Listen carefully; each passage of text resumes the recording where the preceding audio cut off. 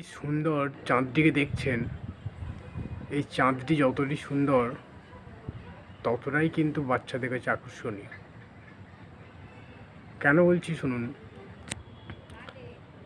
আমরা যখন ছোট ছিলাম তখন আমার মা এই চাঁদকে দেখিয়ে দেখিয়ে আমার কপালে বড় বড় চন্দ্র এঁকে দিত এবং সেটি কুৎসিত আকার ধারণ করত।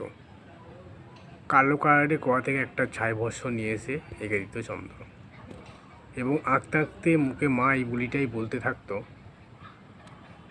আই মামা টিপ দিয়ে যা। চাঁদকে দেখাতো আর বলতো, আয় মামা টিপ দিয়ে যা।